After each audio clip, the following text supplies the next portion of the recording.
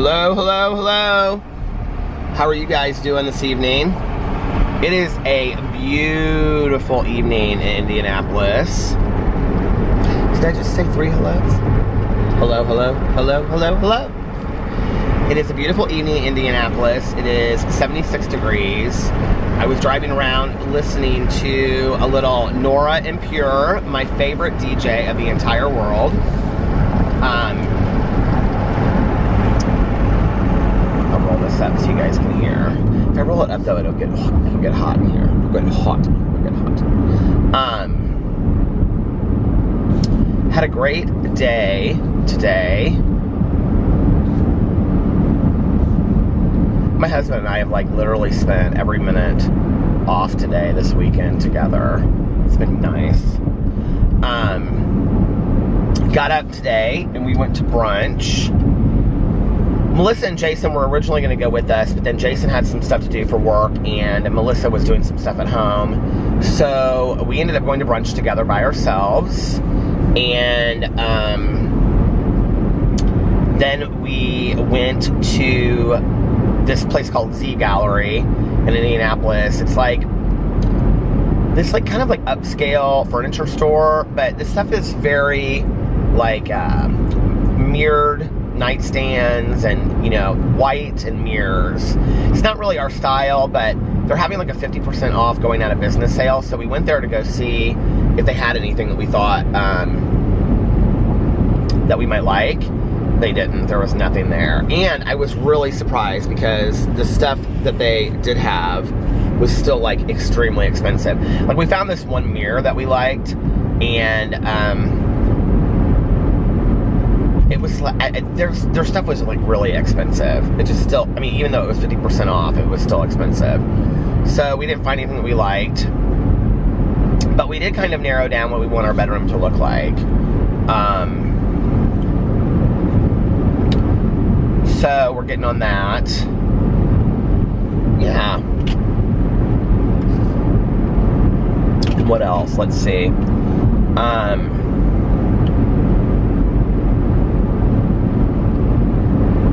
That was about it. Oh, I came home and I wanted to go to Half Price Books and to Barnes & Noble because I wanted to buy some books for the Reading Rush, which is formerly Booktubeathon, the read-a-thon, that starts a week from tonight. I will be on my front porch praying that it doesn't rain, hoping that it doesn't rain. I will be reading out there starting at midnight, going into Monday, and I'm really excited about it. I took all of my Post-it notes with my challenges on it to the bookstore. I ended up buying more books than I need, which is fine. I bought 3 books. I bought 2 books at Half Price Books. And then I bought 3 or 4 books at Barnes & Noble.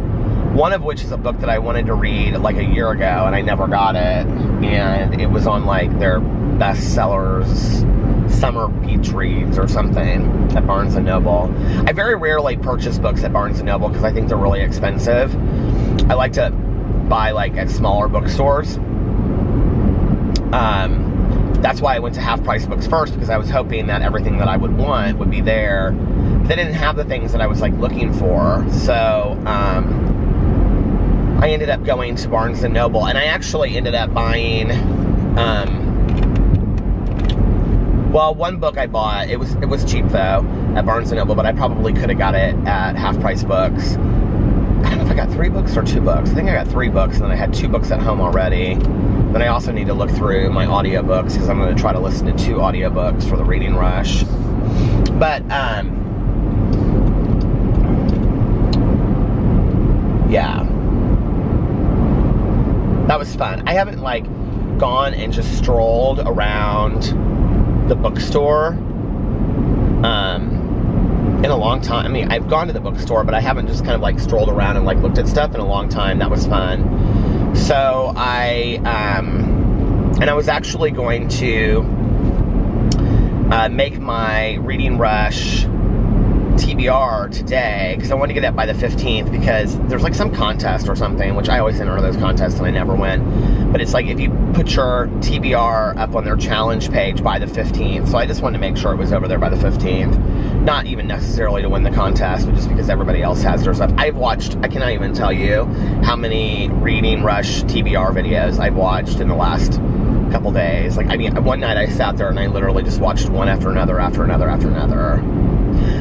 I think people will probably be surprised by that. Like, of all the videos that I watch on YouTube, like, I don't really watch, like, big YouTubers a lot. I really just don't.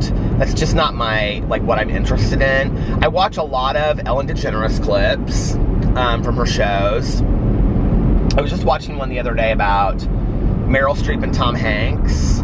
You know, so it's like from the week before or whatever, and then they'll put little clips on, I think. But so it was a little clip from Meryl Streep and Tom Hanks, and I think this means I'm getting like old. I don't know that these are the things I like, but they had to read lines from the other person's movies and imitate it. It was really cute.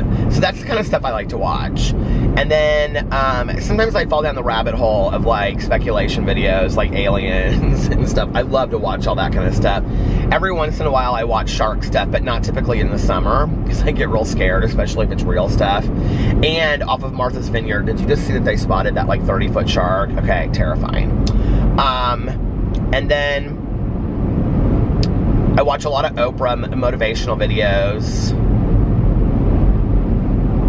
What else do I watch? Stuff that you guys would be surprised by. I watch, like, they're not necessarily always TED Talks, but TED Talks kind of videos. Like, I watch a lot of, like, inspirational videos. I'm rather taken by the recommendation page. So if things are recommended to me, I, like, look through there and I watch stuff off of there. Just really random stuff. Like, you know, it's crazy. Like, I'm trying to think of, like, you know, old talk shows. A lot of old talk shows. Like, there was, like, Sally Jesse Raphael, where she had, like, brothers and sisters of famous people, like Madonna's sister that looks just like her. That I didn't even know Madonna had a sister. You know, stuff like that. Like, I watched that, like, a year ago or something. But, and, who was the other one that had a sister? I can't remember. But anyway, I watch all that kind of stuff. Just random things.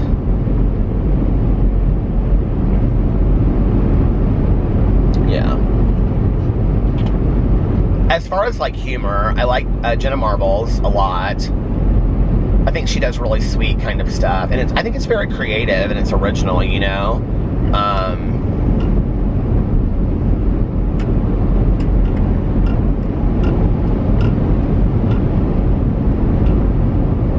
I was watching Perez Hilton today because he, like, shouted me out in a video and said that he watches my videos, and that he was like, I like Peter, and he was like, but Peter needs to stop wearing the same shirt in every video. It was funny. But, like, I was watching his video, and he does, like, breakdowns of, like, YouTube drama. He's, like, really honest. Like, if you've never seen, like, he's really, really honest. Like, he's talking about Joey Graceffa's Escape the Night, and he's like, does anybody even watch that? He's like, it just seems really, like, corny to me or something. Like, he's really, really honest with his opinions. I kind of appreciate it, honestly. But I wouldn't say to the point of being cruel. I mean, and he has a history of that. Like, we know that, right? But, like, in the videos that I've seen of his, he's not necessarily like that. Yeah, he's whatever. We met him. So a friend of ours that we're, like, pretty good friends with knows him from Las Vegas and reached out to us when we were there and was like, do you guys want to go to Chippendales? I think I told this story on here when we were out there. Do you want to go to Chippendales and, like, meet Perez Hilton? And so he got the tickets for us and stuff. That was when Perez Hilton was hosting it. And so we were literally, like, two of five guys that were in the entire audience. And we went to the Chippendale show in Las Vegas, and then afterwards we, like, met up with Perez. He was really, really nice. It's kind of surreal, like, you know, when you, like, I've seen him on, like, Chelsea Lately back in the day. I used to watch Chelsea Lately, like, literally every night. Alex and I, when we first got together, we watched Chelsea Lately a lot. Chelsea Handler, you know, from Chelsea Lately. And he was on there a couple times. And, you know, just from his website and the things that he did, like, back in the day, it's kind of surreal when you meet somebody like that, you know? Like, I mean, I know he's not like an A-list celebrity and stuff, but although he was just on the hills. But it's kind of surreal when you meet somebody like that, you know, that you have only seen. And then, I mean, I guess it would be similar to when, like that same trip we met and hung out with Shane Dawson and Ryland and Garrett and Andrew. And that was really fun. That was super surreal to just like sit with Shane Dawson and have him like just like looking right at me, you know, like and talking. And he's very attentive when you meet and when you talk to him. And but it again like surreal because you've seen these people, you know, like on your TV or your computer or whatever. Speaking of which, this is kind of cute. It was kind of funny. So like I wouldn't say never, but I rarely, if ever, get noticed in public, okay? And Alex actually does a lot more than I do. Like, people will stop Alex and be like, are you Peter Monn's husband? And he'll be like, yeah. And they'll be like, oh my God, I watch all of Peter's videos, and I've seen you in them, and I've seen you in his Instagram and stuff like that. That happens to Alex quite a bit. It like never happens to me. Not never, but like I would say if it happens, it maybe happens like once every month, every 2 months. Like I'm trying to think of the last time that it happened to me. But it happened today. I was in Half Price Books, and I went up to the counter, and the guy that was working at the register next to me, he didn't even act like he he just kind of looked at me, and like I didn't know which register to go to, and he was like, you can come over here, and he kept on going like, you can come over here. And so the guy that was like at the end was like, he was like older, he was like, just come here. And I was like, okay. So I didn't know where to go. It was like confusing. So I just walked over to him. And so when I went up to this other register, this older guy, the younger guy like leaned over, and he was like, oh no, hilarious, real tall, probably, I don't know, really funny, 30-year-old, stuff like that. And he goes, I say younger, my husband's 35. And he goes, are you Peter Monn? And I go, yeah. And like, I never know like what they're gonna ask me, you know? Like I never think YouTube. Like I don't know why, but I never think that. And I go, yeah. And he goes, like that. And I go, do I know you? And he goes, oh, you know what? I'll tell you the last time it happened is Alex and I, we were meeting Melissa and Jason 3 or 4 weeks ago, I think it was, maybe, at Cheesecake Factory. And this girl walked in, and she just like literally stopped, and she just looked at me, and she goes, oh my God. And I go, oh my God. And I didn't know who she was, and I thought she was somebody that Alex knew. But anyway, so he goes, oh. I go, do I know you? And he goes, YouTube. And I go, uh-huh. And he goes, I watch your YouTube videos. And I go, oh my God, thank you. I go, which channels? And he goes, all of them. And I go, oh my God, you're so sweet, thank you. And I said, what's your name? And he said, my name's Xavier. So hi Xavier, if you're watching this. I gave him a shout out on my main channel too. And I said, I'll give you a shout out on one of my channels. I go, which channel do you want a shout out on? And he goes, I don't care, any of them. And I go, okay, I'll give you a shout out on, I didn't know then which one I was going to, but anyway. So then I was walking out, there was like this huge line, and I said, it was nice meeting you. And he goes, it was nice meeting you too. It was really sweet, it was very nice.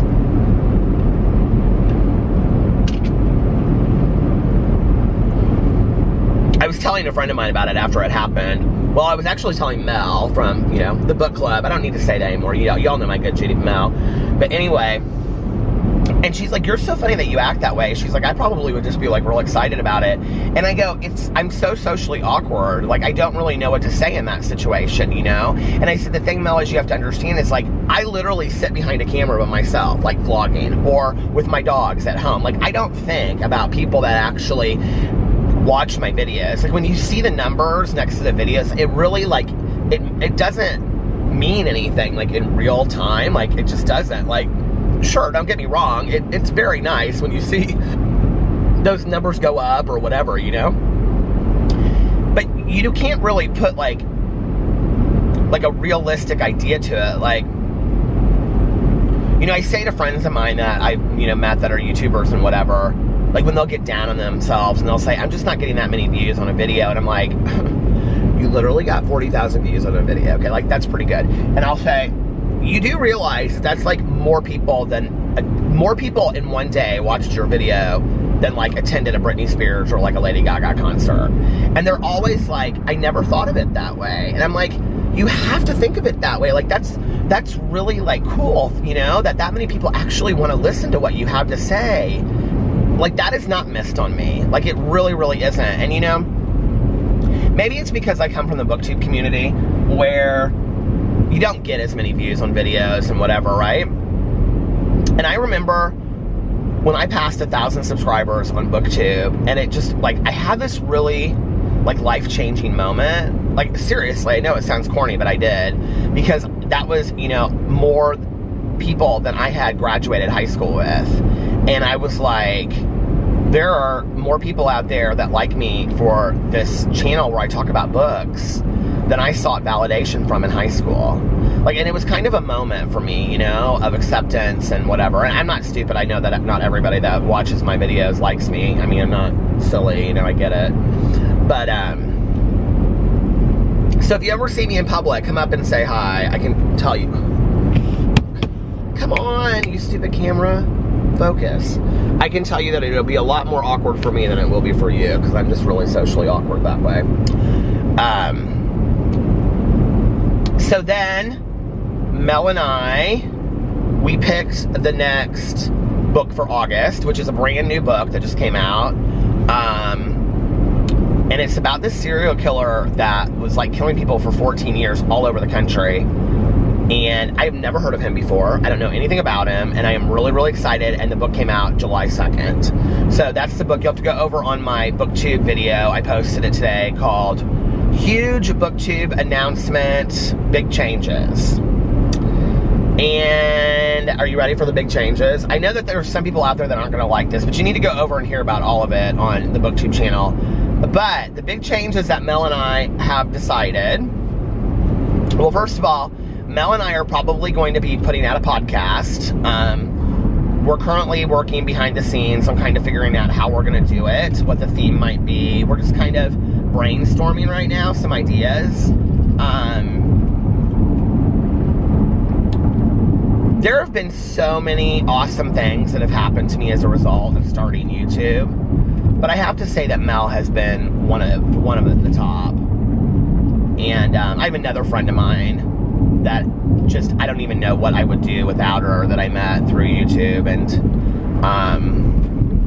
she knows who she is, and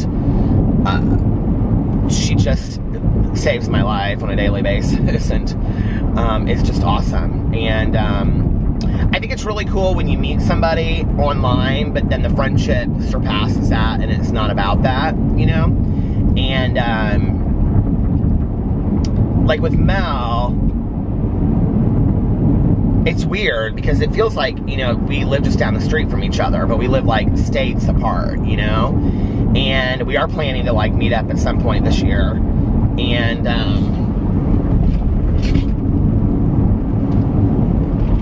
but I think that neither one of us are people that have a lot of friends. And she's just somebody that, like, I think we get each other, you know, on kind of a weird, interesting level, but we do. We just get each other. And Mel has a quality very similar to most of the people that are very close to me in my life, like Tanya and Alex, and my sponsor. And that is that they're almost kind of like extremely protective of my emotions, but at the same time not afraid to check me or challenge me, which I think are really good qualities to have together in a friend.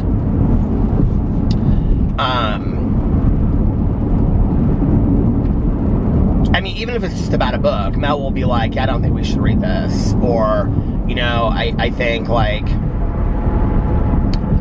no, let's not do this, or whatever, you know? And I think you don't want to have a lot of friends in your life. Have you ever known that person that, like, everybody in their life is a yes man, and, like, nobody will tell them what they really think, but then they're always, like, everybody's talking about them behind their back? Like, you don't want that. With your close people in your life, with your friends and family, you just don't want that. You know what I mean? You want people that don't have a problem looking at you in your face and being like, hey, you know, like, you need to take a look at this. Do you know what I'm saying? And I feel very blessed that I have that, and Mel fits very easily into that.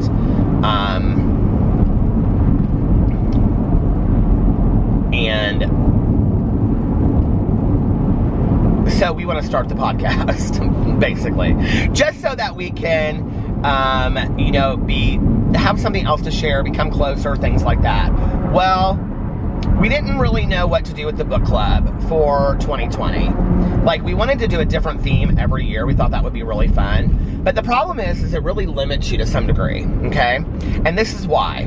Because, like, let's say if you do a year of young adult, well, then for 2020, you would have to pick, like, the best or the most interesting young adult books for 2020. Or if you did young adult fantasy, okay, well, that's hard. You pick, like, a Harry Potter one book. Most fantasy is a series, so you have to do standalones. It's hard to find all standalones, so you just do the first book. I mean, it's hard to come up with, like, you know, a theme that sticks. And then we had thought about, nobody wanted classics, and we weren't going to do classics anyway. But we had thought about doing all paranormal books. And we were going to do, like, a book about a zombie, a book about a vampire, a book about, I don't know, you know. Like, Charlene Harris writes a lot of those kinds of books. And I know Diana Rowland, that wrote My Life as a White Trash Zombie, has written some other books as well. And Ringing and Freighter. I mean, there's so many different books out there about paranormal stuff, right? We were going to do that. But the more I thought about it, I was like, there's just really not tons of consistency with that. And it's going to be hard to find people. Like, there might be some people that are just totally not interested at all in that. And then, what was the other one that we were going to do? There was something else that we were going to go back from, like, the last 10 years, because it's going to be 2020. And we were going to pick, like,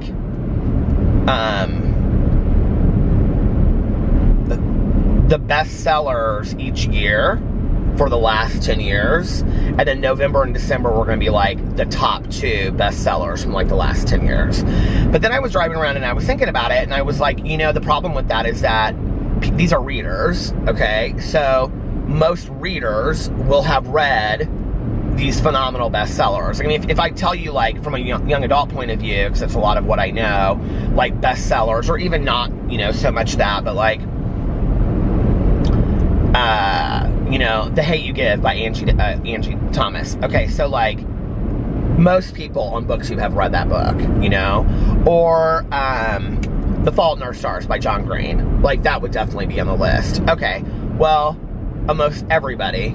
I don't know that there's probably one person that hasn't. Or Harry Potter, you know what I mean? Okay, so, if you look at it similar, you know, for, like, New York Times bestsellers for adults, well, it would be very similar to that. You know, it'd be hard to find books that people haven't heard of or haven't read. And so it would be a lot of rereads for people. So I was like, let's not do that. Well, one day we were sitting there talking, and we were trying to figure out, like, the problem with this year has been, as far as the true crime books, is that there are so many books that we want to read, and there are so many topics that we want to read about. And the more that Mel and I have learned about true crime, what we've learned is that true crime, like, when I started it, honestly, and I mean this in all honesty, if you had asked me, my uneducated true crime self, oh, it's going to stop, hold on. If you had asked me, you know, what I thought true crime was, blah, blah, blah, I would have said serial killers, period, end of story, right? But what I've learned in the last year, I mean, and that's, you know, ignorant, I know that, but, like, in the last year, what I've learned is that true crime is so much more than that, you know? It can be about, oh, what's it called? The one that Mel's real interested in, like The Mob, but what's it called? Oh, what's the word I'm looking for? Anyway, I can't think, but it's called something. Organized crime. You know, there's organized crime, there's industrial crime, there's Wall Street crime. Like, The Wolf of Wall Street would be a true crime novel to some degree, you know, whatever that book is called. A lot of different things. There's political, you know, crime. There's all kinds of things. There's international crime. You know, when you talk about, you know, serial killers, for every book that people ask us to read from the United States, there's 2 to 3 that take place in Ireland or the UK or Australia, you know? So there's so many more out there that we're not getting to. And I was like, you know what? We're really restraining ourselves to having to fit everything in 12 months. We love to read true crime. That's what Mel and I love to talk about. We're now into the podcast. Now we're into the documentaries. Now we're watching the YouTube videos. If we're talking about somebody, we're finding out everything we possibly can about that person. We become totally, at this point, true crime junkies, okay?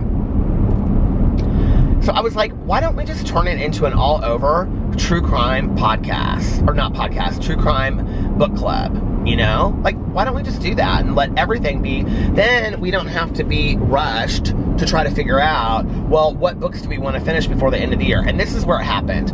So for July, we wanted to read Son of Sam, but there really weren't that many great books for the Son of Sam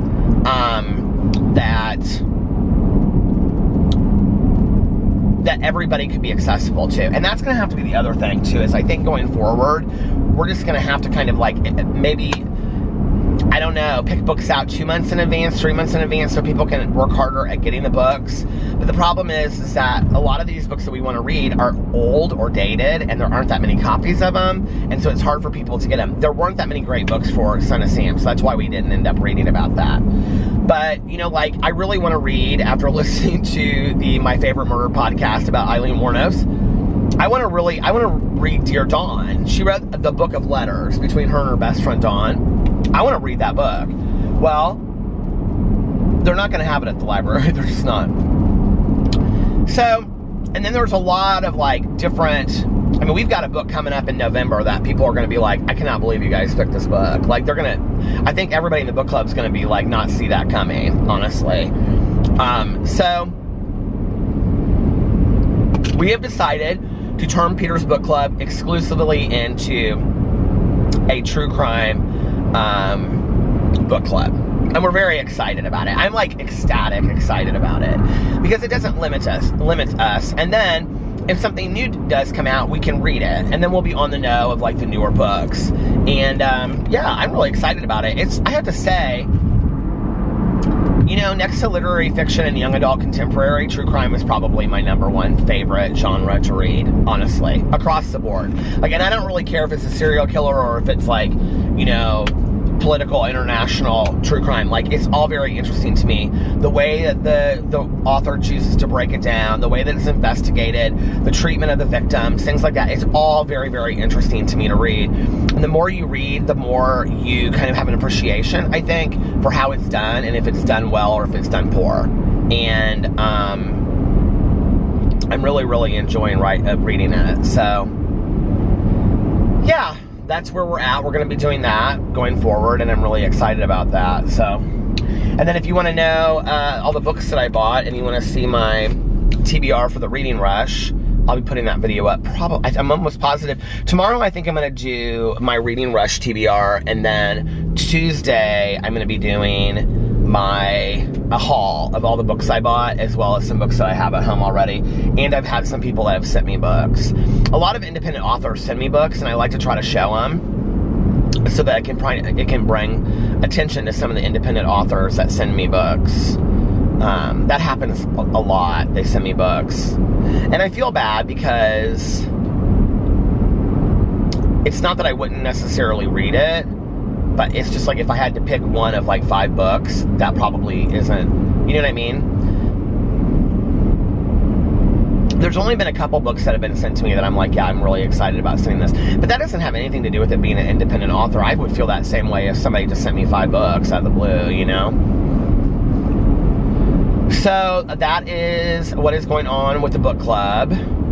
Okay, can we just talk about this documentary that I have had so many people reach out to me and tell me that I needed to watch on HBO called I Love You Now Die? Okay.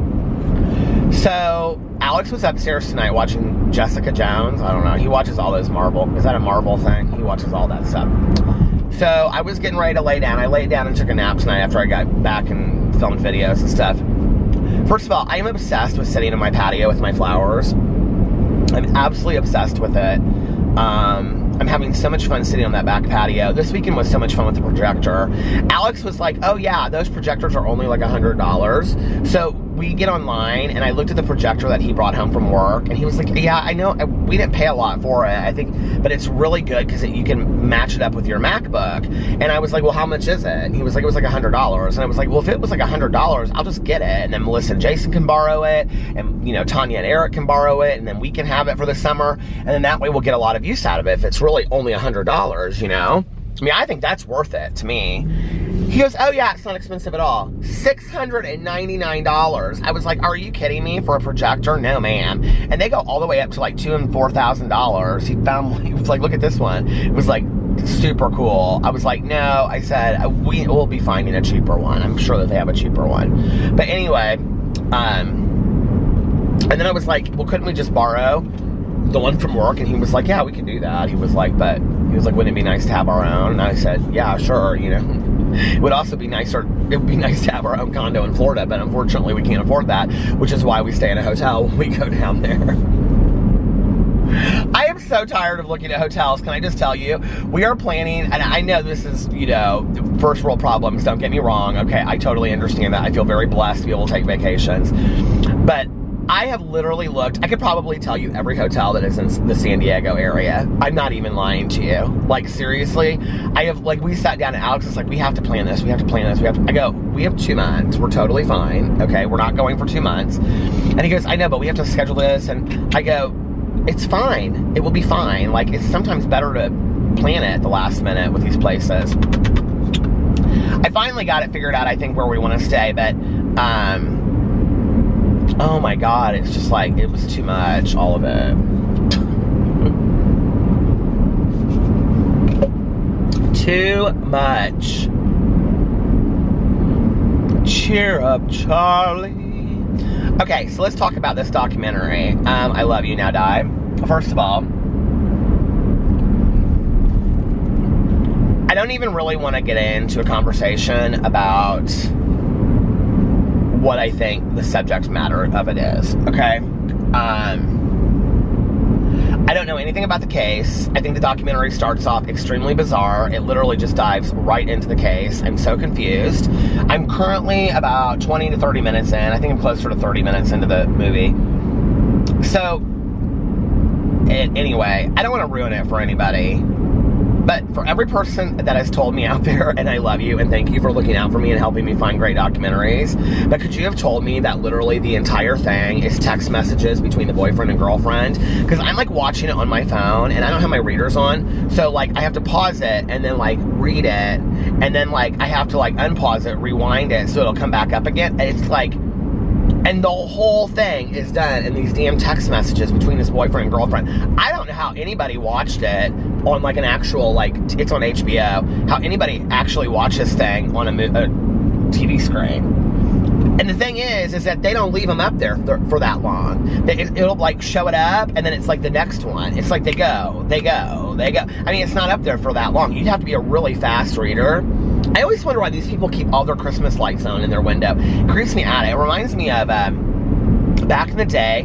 I must have seen some Lifetime movie or something about it where the people kept a Christmas tree up. I think it's I Know My First Name is Steven or something like that. It was like one of those kind of movies where they kept all their Christmas decorations up all year long because they were waiting for their kidnapped child to come home. And whenever I see houses that have that today, I still think that. But I also know the last time I said this in a video, I know this for a fact, I shouldn't say I know that for a fact, but I'm almost positive that people told me that they also do that for servicemen and women, so that could be what the case is. If that's the case, that's nice, but, I mean, I guess if it's for their kidnapped child, obviously that's nice too, but that house is really cute. I've never seen it out here before. I'm literally out in the middle of nowhere. Anyway, I don't know that this documentary is for me. I've had so many people tell me, here's the thing, okay, about documentaries like this. First of all, I love documentaries. I love any kind of documentaries. Some of my favorite documentaries are, well, I'm just going to like, just off the top of my head. I love The Queen of Versailles. I thought that was fantastic. If you don't know what I'm talking about, it's not about the Queen of Versailles. It's about this woman that was Mrs. Florida She won the pageant, Mrs. Florida, and her husband owned the largest, what's it called, timeshare in the world or something. And they were building a house behind, they were literally on Lake Disney or whatever, Lake Magic Kingdom or whatever that is. And the White House could fit inside of their house. That's how big their house was. And then he was losing all of his money, but I guess they have all their money back now or something, I don't know. But that movie was just, like, I like to watch movies about people that, like, I really do not understand where they're coming from whatsoever. Like, there's this one scene in it, and she's just so far removed from reality. Like, she goes home to visit her family, and so she goes to the rental car place, and they're, like, giving her keys and stuff, and she's like, where do I meet the driver? And they're like, what do you mean, where do you meet the driver? And she's like, the driver of my rental car. Like, where do I meet my driver? And they're like, you don't have a driver, like, you drive your own. She's like, oh, no. Like, I need a driver. And it's like, they're trying to, like, show in the documentary that she's, like, trying to save money and stuff. And this one time she goes to Walmart for, like, Christmas, and she has this assistant with her. And they have, like, all these cards. And she's like, it's so sad. Like, she's pissed that she has to go to Walmart to buy Christmas presents, but then she's like, she throws in like 5 Candyland games and 5 Life games. It's just like she's purposely trying to spend all this money. And he gets so mad at her. He's like, she comes home and he's like, you went to Walmart to save money, but then you ended up spending, like, she spent some ridiculous amount of money. And she was like, I saved more money than if I had gone here and whatever. And it's just sad. It's just how this money, you know, listen, we all like money, right? But, you know, it corrupts people to some degree, and, like, that's what that's about. Okay, the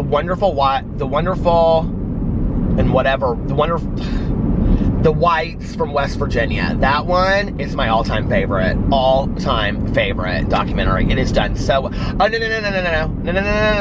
no. I retract that. Paris is Burning is my all-time favorite documentary. But I've literally grown up with that over the last 30 years.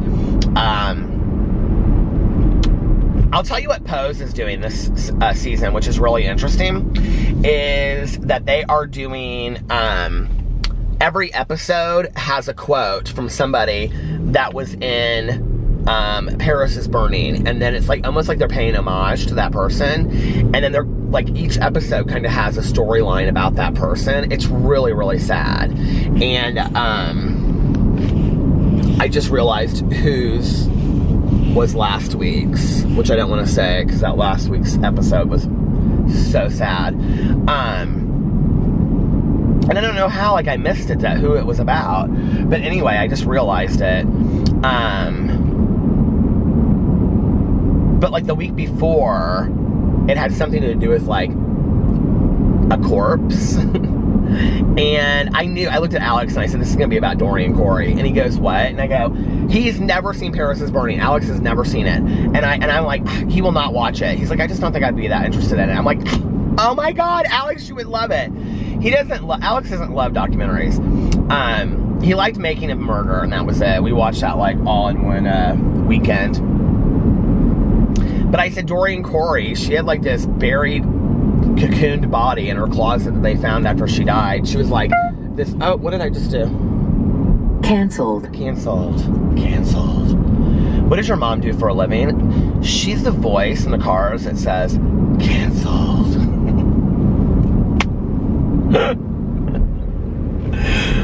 Oh my God. The thing puts the lowest in the basket.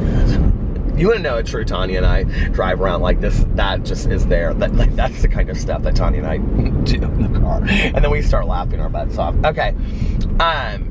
What was I talking about? Dorian Corey, yeah. So I love Paris is Burning, but I love the Whites, the wonderful Whites of West Virginia or whatever. Oh my God, that documentary. And very real too. Like, I mean, I've met a lot of people, you know, it's just, and it's a lot about addiction. I will say that.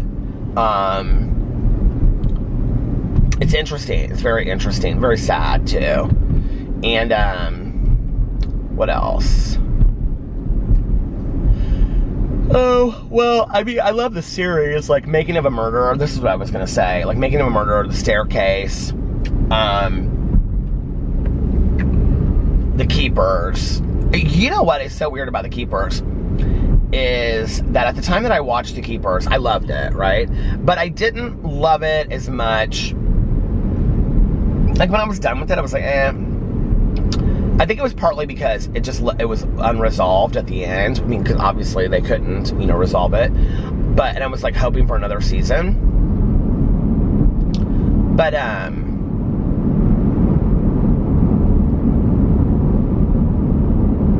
it was really, it like lingered with me a lot more than I think I wanted to let on about just this. I don't know. It just was really, really good. And, that's for me is what I really like in like one of these crime series that you watch, or murder case series like The Staircase, where there's also this question of didn't they? There's this courtroom kind of drama to it. It almost is true crime that plays out almost like a TV series, you know what I mean? So often I watch these documentaries that people will recommend to me, and they're almost too dark. They're almost too evil or something. I don't know, that I just can't get with it. And I have to say, this one is very similar to that. Like, it just, I'm like watching it, and I'm not super intrigued by it. I will continue to probably watch it and see. I'll at least watch the whole first part of it. It's only 2 episodes. I think that if it wasn't for the text messaging, it'd be easier to understand what was going on. But it's very creepy. It's very sad. It's a lot about psychotropic medications and how they affect people, and mental health issues. And it's just sad. It's just really, really sad. But at the same time, kind of weirdly evil too. And I have to tell you, this is why when everybody wants me to go watch all of these shows about that Gypsy Rose Blanchard, I don't want to see any of the, I don't want to see it. I just don't, okay? And I'm sorry, I watched that thing on HBO about Mommy Deadly Dearly or whatever it was called, the documentary about it. It creeped me out. I don't need, everybody's like, oh my God, you need to watch this on the Hulu. You need to watch this on the Hulu. I don't want to know anything more about her. I've seen enough. Like, that's how I'm just kind of am with it. And I don't know, it's that, I don't know what is, are you guys like that with like documentaries? Or do you like, or like true crime stuff like that? Is it like, you either like are taken with it right away and you're like, I'm obsessed, or like you cannot watch one more minute of it? Like, that's how I am with that Gypsy Rose Blanchard. I don't even know, like, this is the weirdest thing. I remember I was sitting there and I was eating dinner when I was watching it one night, and I like lost my appetite. Like, seriously, like, that never obviously happens to me, right?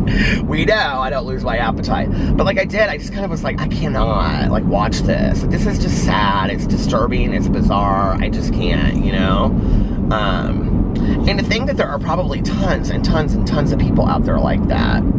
So anyway, but I'll watch it. Because one of my good GDs out there, and she knows who she is, she's emailed me 1,000 times to watch this, so I'm going to watch it. But, yeah, a lot of people have actually recommended it to me, so I'm going to watch it. I find out everything from you guys. I wouldn't find it out if it wasn't for you guys, you know what I mean? You know what I mean, Jelly Bean? I was just going to say something else, another documentary that I watched that I really liked. Can't remember what it was.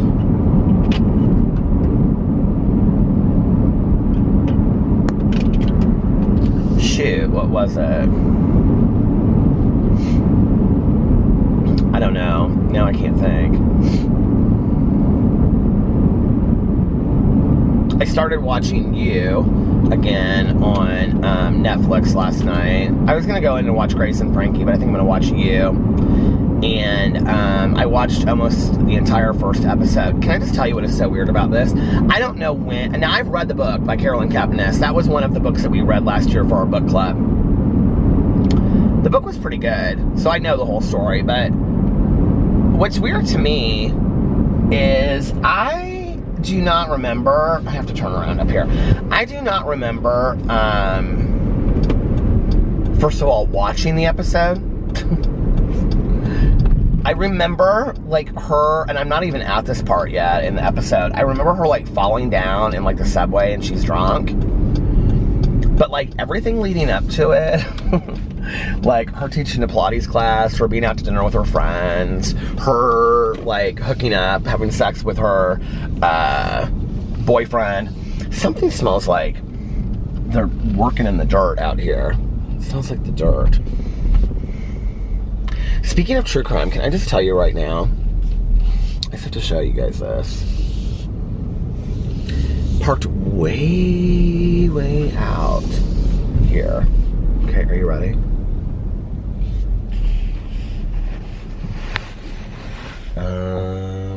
Parked way out here. On the side of the truck stop, okay, is one of those Volkswagen bugs, or Volkswagen. Just parked way out in the middle of nowhere. Just parked. With sheets covering the windows up. Anyway, candy cane. What was I gonna say? What was I talking about? I've totally lost it. Oh, you. Yeah. And can I just tell you that in the book, like, I know that I love that girl that's in, what, Pretty Little Lies or whatever. Tell me lies, tell me sweet little lies. No, what was that show called? Pretty Little Liars, is that what it was called? Yeah. I watched like the whole first season of that and then I couldn't get into it anymore. I really wanted to watch that show. My husband watched all 7 seasons and he said the end of it was really stupid. But anyway, but the girl, you know, she plays Peach and she was in Pretty Little Liars. Okay, if you've read the book, Peach had like red frizzy hair in the book, okay? And I saw her as like kind of frail. Like she ran every day, but she was like kind of tall and thin and wispy. Like that chick does not look like Peach at all. And Peach was like kind of a prominent part of the book. Like he really hated Peach in the book.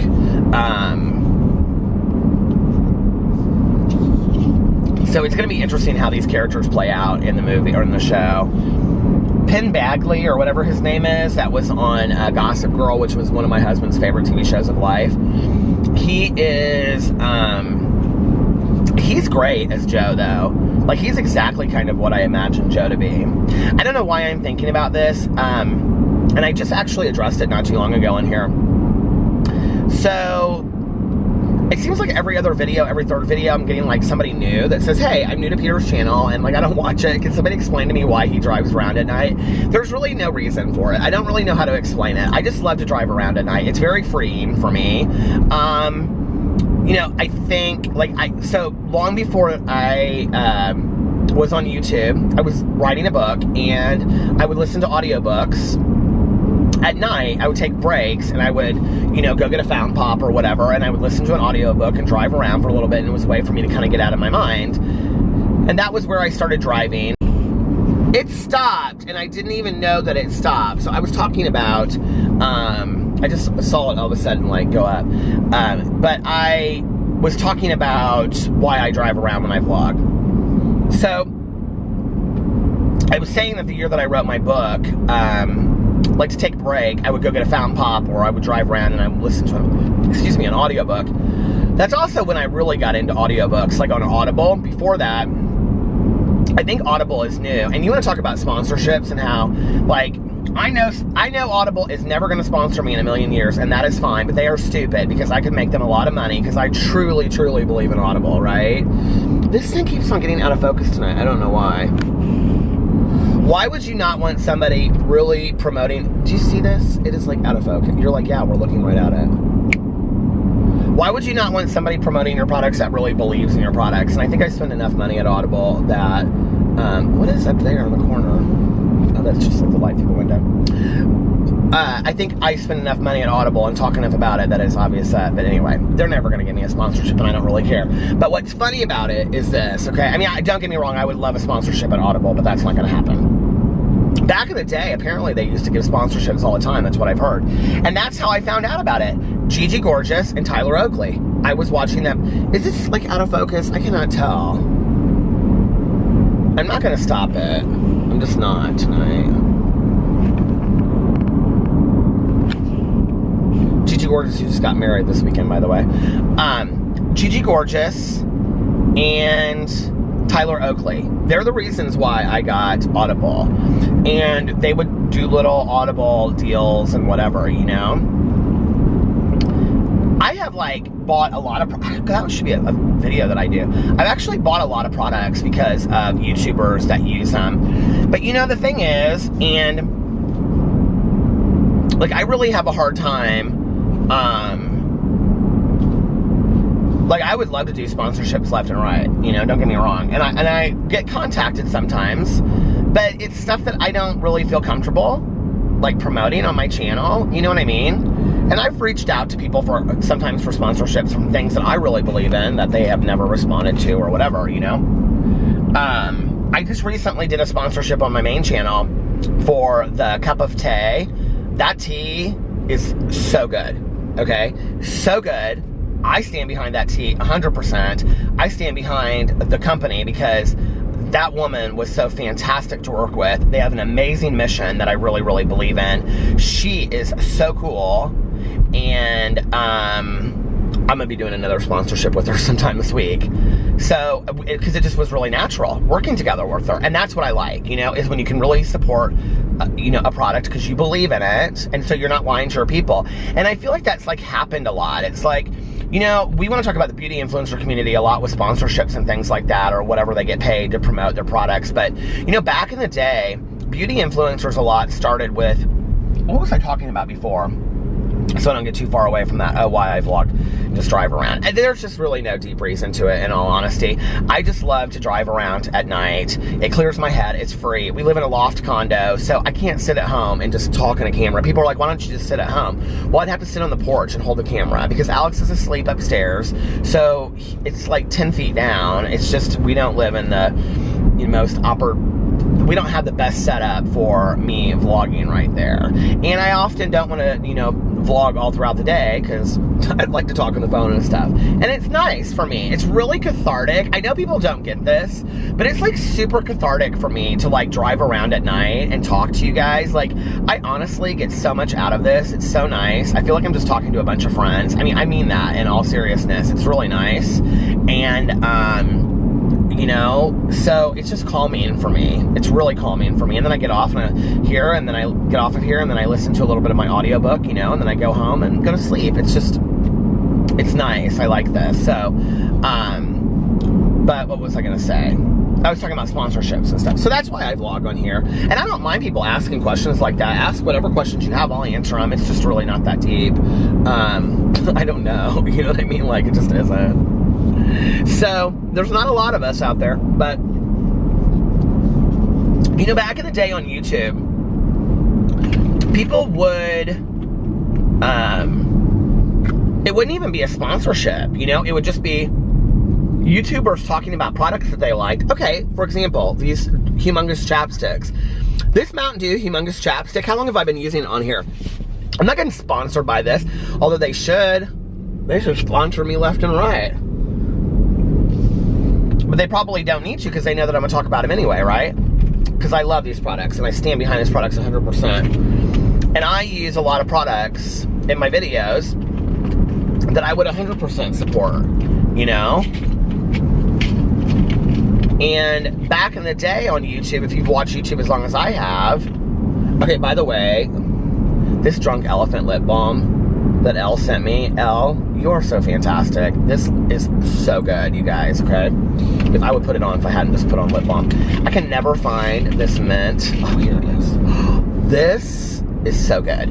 So anyway, but you know, like back in the day on, I feel like now YouTubers won't make a move without doing a sponsorship. It's like, they won't, if they don't get, you know, it's like me talking about the Starbucks cups, right? Because I so firmly believe in these plastic Starbucks cups. Just listen, as I'm sitting here with my take home from Patache, but I didn't have my hot coffee cup with me today. But I really so believe in the plastic cups for iced coffee and, you know, hot coffee. I really believe in it, you know, in as far as like helping the environment.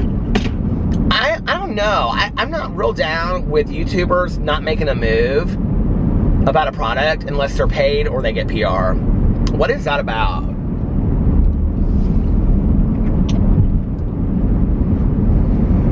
Have we become that, like, that we think that we're so, our self-importance is so high that it's like, oh no, I don't do it without this or without that and whatever, you know?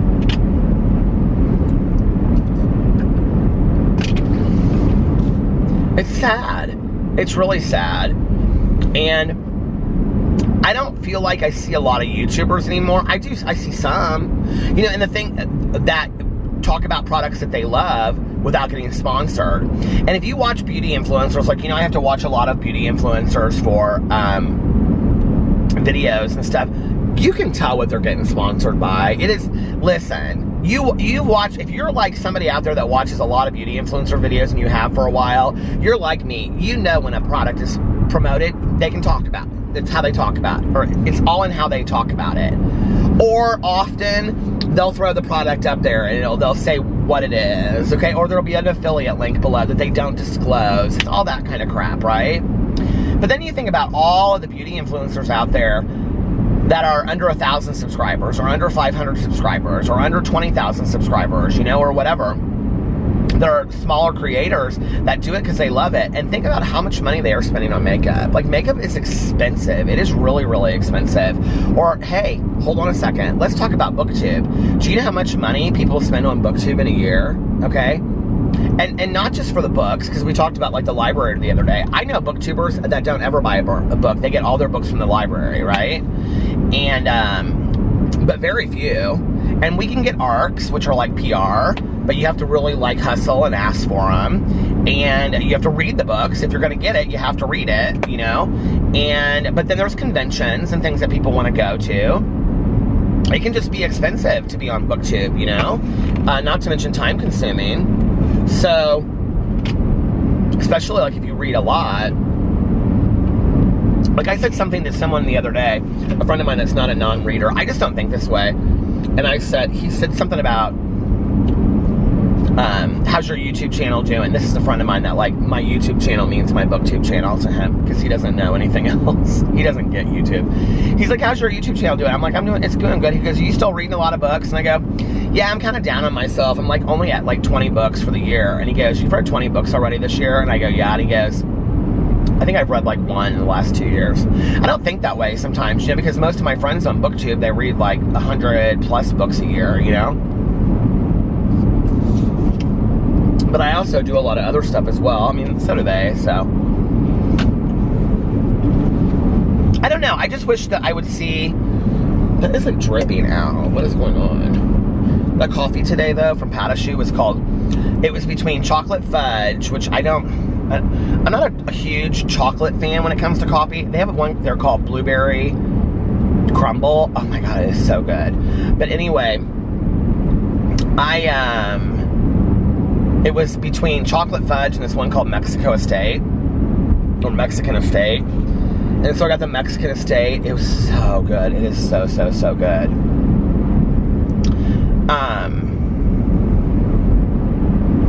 Yeah, like, I don't know. It just makes me sad that we don't see as many YouTubers just talking about products because, I mean, there's a few out there. There's a few that'll just hold up products because they love them or they believe in them or they do mukbangs. Like, a lot of mukbangers do that, and they're not getting sponsored by these people. So there's a few, but I would say by and large, especially the bigger YouTubers, they're not holding up something unless they're getting paid for it. It makes me sad, because they're influencers. I guess I don't dislike that word. I don't hate it. I just think it sounds like, I don't know. I mean, I guess that is what you're doing, is influencing people, right? If you go out and you buy a Starbucks cup to save, the environment because I talked about it in a video and you're like, hey, that's a great idea, then I guess I influenced your opinion to go buy that, right? But do I think of myself as like, would I ever put down on like, a resume influencer? Never. Like, I can't, I guess I should never say never. Who knows? Maybe that's, but I don't know. Like, I just miss the old days of like, YouTube. I'm trying to think of some things that like YouTubers did that I like ended up buying. There's a lot. The phone that I use in my videos, the drama phone? Okay, Melissa and I both have those. Do you know what they are? They were these phones that Nene Leakes had on The Real Housewives of Atlanta that you actually plug into your cell phone. They were old, from like iPhone 4s, right? That you would plug into when they had like the auxiliary cord. You plug it into your cell phone and then you could talk on that thing on your cell phone. That's what that's from, you guys. Okay, so there's an example of being influenced to buy something. I saw that and like I had to have it. Well, we know that with pop culture everywhere, right? But you know, wouldn't it be nice? I mean, I always wonder, like, because I feel like I go to so many people's houses that have that glass dish in the kitchen. Somebody out there, when I say this, is about to, like, start laughing because they did it just for exactly this reason. If you're the one that I'm calling out right now, you have to be honest and admit to it in the comment section below, okay? But I cannot tell you how many people's houses I've gone to that have that glass dish in the kitchen, you with the lid on it, the clear glass lid that has the cookies, and they're all stacked up like Khloe Kardashian. And I'm always like, well, who eats those cookies out of there? And whenever I say that, Alex is always like, they're not for that, they're for show. But anyway, it cracks me up because I can't tell you how many people's houses I've been to, and they're like, oh yeah, I saw that in Khloe Kardashian's house. And so I'm like, okay. I mean, it's cute. We all do that, right? We all are influenced by influencers, and maybe that's why I hate the word, because it's happened to me so much. But I just wish YouTubers would, I don't know, show a little bit more of like what they really love instead of just what they are paid to promote. You know, I mean, I don't care. I don't care that somebody is getting paid to promote something, and if it brings something to my attention that I think is interesting, I'm totally fine with that. You know what I mean? Of course I am. I would do a sponsorship every day in every video if I could, if it was something that I believed in. But I also like a mix with YouTubers, you know, that they'll say, oh, like, you know, so-and-so sent me this palette, and it was, you know, PR, and it was really nice of them. I'm going to use it today, and I'm also going to use this with 3 of my favorites, and I'm going to use it with, you know, this MAC primer, and, you know, blah, blah, blah, blah, blah. Like, you know what I mean? Like, if they weren't just going to tout products that they were sent or paid to talk about. And not just beauty influencers. I mean, that's one area, but, you know, a lot of different areas. It's like there's a lot of discussion right now, and should booktubers be getting paid? I've never been asked to get paid for do a review. I got paid to do, well, I got free boxes and to do unboxings, but that company closed down. But like to get paid to doing a review, nobody's ever approached me and been like, I'll pay you $200 to read this book and review it. I would, and what I would say to them is this: I have no problem getting paid to do a review, absolutely, and I think it's fine. And the majority of booktubers out there are like, yeah, I think it's totally fine if booktubers want to get paid. They should get paid too, right? It's basically sponsorships for booktubers. But I would only do it if I said to the person, and I'm going to give an honest review, and, you know, because I can tell you right now, a lot of people will reach out to you for sponsorships. It's a true story right here, okay? I've had people reach out to me and say, I would love for you to, like, we would like to do a collaboration with you. Would you be willing to, like, if we sent you the product, to do this? They, like, will send you points what they want to say in a video. And this is what I always say: you need to let me do it. Like, this is what I so loved about, I shouldn't be telling all the secrets, but this is what I so loved about working with A Cup of Tea. Like, most companies want to see the video first and approve it. Well, she had known me from my videos, obviously, right? And she was like, and I was like, listen, just trust me that I know what I'm doing. I love your product. I believe in your product, okay? I will weave it in naturally because I want to do it in a really fun way, which I did. And I said, you just trust me that I can post a video because I don't know that I'm going to have time, because drama channel videos are kind of time sensitive, right? Like, you got to get them up. Instead of like sending it to somebody and 2 days later them giving you the approval to post it. And she was like, I totally trust you, do what you want to do. And I had so much fun with it, I think, because of that. Instead of me having to read off points, she didn't give me any points. She was just like, hey, could you just link my social media? And she was so cool to work with. She was awesome. Like, I love companies like that. I believe so fully in that company that I will in fact link Cup of Tea in this video below right now. So I'll probably be talking about it later in the week in more than one video that will be sponsored. But this video is not sponsored by Cup of Tea. So I'm just gonna link their stuff below and you can go check it out. So anyway, I'll do the hyperlink for my video from the other day. But I guess then it is kind of together sponsored, but not really. I don't know. Anyway, I don't know how that works. Maybe I won't. Just go check out Cup of Tea. I'll just put their website info below. So anyway, the only thing the hyperlink does is it shows how many people like come from like my actual videos and stuff like that. Because it's not an affiliate link. I don't make any money off of that hyperlink. Anyway, what was I gonna say? about all that. Oh, but like a lot of companies will reach out and they'll say, hey, would you be willing to sponsor, or would you be willing to do a collaboration in talking about A, B, and C? And I'm like, yeah, absolutely. Send me the product. Let me try it. And if I can say to the people that watch my videos, like, I fully stand behind this product, I will. Unless you want me to do an honest review and you pay me for it. And then I also say in the video, if I don't like it, like, hey, I don't like this product, but you pay me either way. What do you want to do? Or let me try the product, and then if I like it, I'll do the sponsorship, and if not, and I cannot tell you, I bet you 85% of the time, maybe more than that, they're like, thank you for your consideration. We think we're going to go in another direction. And I'm like, okay, so basically what you're saying is you don't believe in your product enough to actually send me the product, let me try it, so that I can say to the people that watch my videos, honestly, hey, like, I really believe in this product. Because why would I sponsor a product that I've never tried before? You know what I mean? It's crazy. By the way, I'll probably totally forget to link anything underneath this video, so it won't matter.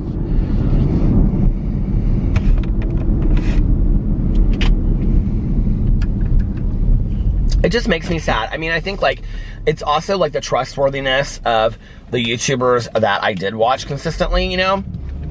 There's a lot of people out there that I watch that you can tell that they do some sponsorships and some they don't. And that's fine. Like, you know what I mean? Like, I have no issues with sponsorships whatsoever. Even if they're paid to do a sponsorship on a product that they've never really ever used before, just say it. Don't act like you love this product, like you're so obsessed with it and you've been using it every day for 30 days when that's a total lie and you haven't. You know what I mean? Like, just say it. It's just not that deep. You know what I mean? But they don't want to do that. They want to act like they've been using it forever and ever and ever. And it doesn't have to be like that, so. And I miss people just being like, oh, I went to Taco Bell tonight because I love Taco Bell, not because they got paid to talk about how great Taco Bell is, or White Castle, or Bob Evans. Oh my God, Bob Evans, I miss Bob Evans. I'm actually just reading restaurants right now. And I'm done venting, but are there things that you guys have bought because of, like, I almost said influencers. Because of YouTubers? Are there things that you've purchased? I'm trying to think of some things that I bought because of, like, Shane Dawson drinking like Diet Coke or Diet Root Beer, like that.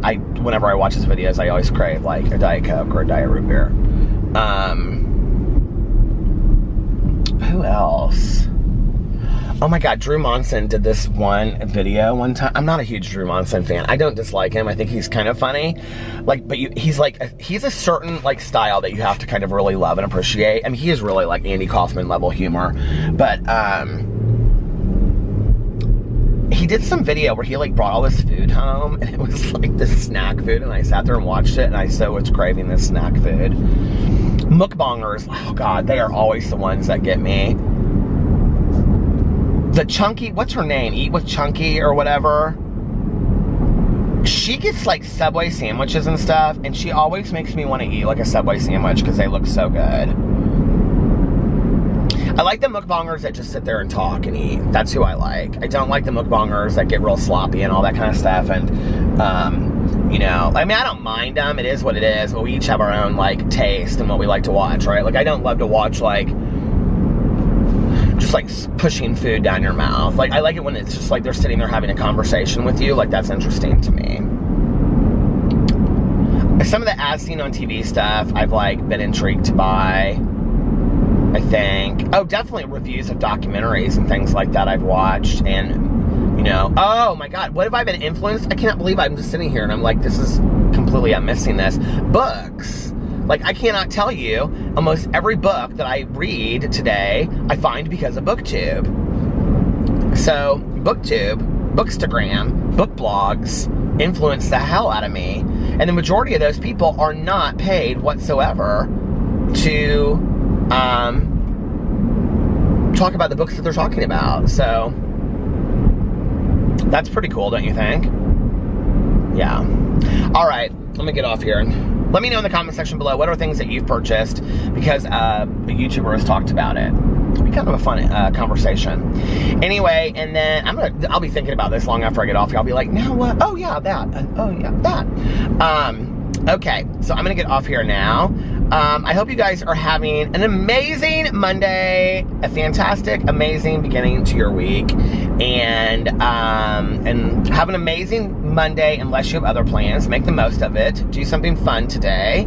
Life is not a dress rehearsal. Don't forget that. And if nobody else has told you this today, do something fun. Take a risk and try something new. Chocolate chip sprinkle pancakes? I don't know, but something. And if nobody else has told you this today, I love you. Look in the mirror. I love you. Say it every day. Pass it on. Say it to somebody else. Make sure you pass on love, compassion, and kindness to others. Do random acts of kindness. And I will see you guys tomorrow. I love you. Bye. Love you.